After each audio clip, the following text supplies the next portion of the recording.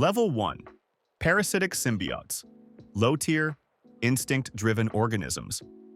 At the lowest rung of symbiote evolution dwell the feral or parasitic Klyntar, the crude, instinctual offspring that survive only by feeding on hosts. They possess little self-awareness, operating on a biological imperative to bond, consume adrenaline, and replicate. Their origins trace back to Venom, Lethal Protector number 4-5, 1993, when the Life Foundation, a corporation obsessed with militarizing alien biology, forcibly harvested spawn from Venom's own body. Those offspring, Scream, Riot, Phage, Lasher, and Agony, were unstable, incomplete lifeforms that amplified violence but lacked emotional depth. In their early appearances, they turned on their human hosts, slaughtering innocents and even one another in fits of hunger. What sets these primitive symbiotes apart is their absence of individuality. They are extensions of their hosts' instincts, not partners. Without a conscious bond, they degrade quickly, consuming their hosts until both perish. Later stories like Planet of the Symbiotes, 1995, expanded this concept, revealing entire feral colonies living underground, functioning as an infection rather than a civilization. These creatures represent the original flaw in Null's design: weapons of darkness, incapable of mercy or restraint. To the greater Klyntar race, they are genetic throwbacks, reminders that evolution begins in chaos and blood. Level 2. Standard symbiotes, sentient but host-dependent. The second level introduces what most readers recognize: the standard symbiote, a being that achieves full sentience through connection with a host. Its personality, moral code, and sanity depend on that relationship. The prototype is Venom, first bonding with Spider-Man during Secret Wars number 8, 1984, and later merging with Eddie Brock in The Amazing Spider-Man number 300, 1988. Through Brock, Venom became both monster and hero, a creature capable of loyalty, love, and rage. These symbiotes act as biological amplifiers, enhancing strength, agility, and healing by feeding on their host's adrenaline and neurochemistry. What makes this stage fascinating is its emotional duality. A standard symbiote mirrors its host's psyche. When bonded to someone corrupt like Cletus Kasady, the result is pure evil, Carnage, a killing force that glorifies chaos. When joined with someone conflicted but noble, like Eddie Brock, it becomes an anti-hero. This dynamic relationship is the heart of symbiote storytelling. Their power reflects the human condition itself. They are neither good nor evil by nature. They become what their hosts already are. Yet they remain dependent. Without a host, they weaken, lose coherence, and revert to feral instincts. Level 3. Advanced symbiotes, self-sufficient entities. As some symbiotes evolve, they develop the ability to survive independently, thinking, communicating, and even acting ethically without a host. These advanced symbiotes represent the species' first step toward autonomy. Venom himself occasionally reaches this point, notably in Venom. The Abyss, 2019, where he temporarily separates from Eddie yet retains full intelligence, protecting Dylan Brock through the Hive. The Life Foundation's later incarnations in Extreme Carnage, 2021, also displayed free will, forming alliances and expressing grief, traits unthinkable for their 1990s counterparts. This level also includes the birth of Carnage in The Amazing Spider-Man. Number 361, 1992, the first symbiote to reproduce by replication rather than division. Its independence is absolute. Even severed from Kasady, Carnage's biomass continues to act with its own mind. These symbiotes can replicate, store memory, and evolve new abilities, biological immortality in liquid form. They are no longer parasites but pioneers, pushing their species toward true consciousness. Yet their freedom comes at a cost. Without moral anchors, they risk drifting back toward madness, proving that self-awareness doesn't always equal self-control. Level 4. Hive symbiotes, collective intelligence across species. When individuality becomes obsolete, the Klyntar unite through a telepathic web known as the Hive-Mind. a psychic network linking every symbiote across space and time. Introduced in Venom, Volume 4, number 4 to 6, 2018, the Hive reveals that each symbiote is not a separate being, but a neuron in an enormous cosmic brain. When one feels pain, all feel it. When one learns, all remember. The Hive transcends biology. It is both history and consciousness. The Hive's influence extends to the Codex, a residue of symbiote DNA left in any former host.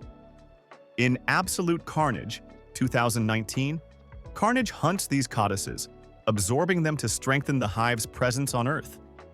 Through this network, even deceased hosts can echo within the collective memory, blurring the boundary between life and data. This level elevates the Klyntar from a species to a civilization, one that operates simultaneously across galaxies, connected by thought instead of technology. Yet this unity is fragile. If corrupted by Null's will, the Hive becomes a mechanism of domination, enslaving all minds to the God of the Abyss. Level 5. God-touched symbiotes, divine corruption and empowerment. The 5th level belongs to those infused directly with Null's essence, the God-touched. These are not mere offspring. They are extensions of his divine malice. The first example is Carnage, after merging with the Grendel, a dragon-sized symbiote fragment of Null himself, as shown in Venom Volume 4, number 6 to 7, 2018. That union granted Carnage telepathic command over lesser symbiotes, biological immortality, and the ability to drain codices to strengthen the Hive. In Absolute Carnage number 4, 2019, he becomes a prophet of apocalypse, spreading Null's gospel through blood. Even Venom briefly reached this level when exposed to Grendel remnants, experiencing visions of Null's creation of the symbiote race. God-touched symbiotes demonstrate how divine infection reshapes biology into theology. Their bodies become vessels for cosmic faith, their will subservient to their creator. They blur the line between science fiction and religion, parasites transformed into angels of oblivion, spreading the word of darkness across the stars. Level 6. Cosmic Symbiotes, Universal Forces of Creation and Light. At the 6th level, the species transcends its origins entirely. These cosmic symbiotes act not as parasites but as universal constants, manifestations of balance between dark and light. The definitive transformation occurs in King in Black number 5, 2021, when Eddie Brock wields the Enigma Force, also known as the God of Light, defeating Null and inheriting control of the entire Hive. In that instant, Venom becomes omnipresent, perceiving every symbiote across the cosmos simultaneously. Venom, Volume 5, 2021 to 2022, expands on this, showing Eddie communicating through time itself, guiding past and future hosts. Cosmic symbiotes like Venom no longer rely on hosts. They are energy-given consciousness, capable of opposing gods and rewriting fate. They mirror cosmic entities such as Eternity and Galactus, embodiments of fundamental forces. Where Null represented eternal darkness, Venom now stands as the luminescent counterweight, the light born from shadow. This stage marks the completion of the Klyntar's evolution, from the void to enlightenment, from hunger to harmony. Level 7. Primordial Symbiote, God of the Abyss, Null. At the summit of all creation stands Null, the source and end of the symbiote lineage. First hinted in Thor, God of Thunder number 6, 2013, and fully revealed in Venom, Volume 4, number 3, 2018. Null existed before the Big Bang. When the Celestials ignited the first stars, he raged against their light and forged the all-black Necrosword, decapitating a Celestial and shaping its skull into the throne world later known as Klyntar. Every symbiote is a fragment of his consciousness, a piece of darkness sent to infest creation. Through Silver Surfer, Black, 2019, we witness his battles with the Surfer and the birth of his eternal hatred. During King in Black, 2020 to 2021, Null descends upon Earth, blanketing the planet in living darkness, enslaving heroes, and extinguishing the sun itself. Yet even a god of void can be undone by evolution. When Venom, empowered by the Enigma Force, rips Null apart above the atmosphere. It symbolizes the triumph of creation over chaos, the child surpassing its maker. Null's death doesn't erase him, it completes the cycle. His remnants still whisper through the hive, ensuring that darkness never truly dies. The 7 levels of symbiote evolution chart a journey from chaos to consciousness, from biological accident to divine design. Each phase of their growth reflects an aspect of existence: instinct, dependence, self-awareness, unity, corruption, transcendence, and creation. What began as Null's weapon against light became the universe's proof that even darkness can evolve toward balance. Symbiotes are more than monsters in black suits. They are metaphors for change itself. The idea that identity can be corrupted, healed, or reborn depending on what it bonds to. From beak-level ferality to cosmic omniscience, their hierarchy tells one story. Evolution doesn't stop at power. It culminates in purpose. If you enjoyed this deep exploration of Marvel's symbiote hierarchy, make sure to subscribe to Explained Comics and hit the notification bell so you never miss our next in-depth breakdown. Now, I want to hear from you. Which symbiote fascinates you most?